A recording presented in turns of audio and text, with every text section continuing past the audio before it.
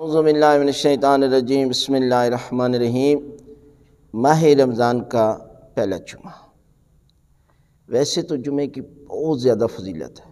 اور پھر ماہ رمضان کا مہینہ آئے کہ جس میں پروردگار کی بہت زیادہ رحمتیں نازل ہوتی ہیں، اور فرمایا کہ جب جمعہ کا دن آتا ہے تو پروردگار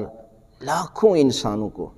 جہنم کی آگ سے آزاد کرتا ہے، اور افطاری کے وقت پروردگار ان انسانوں کو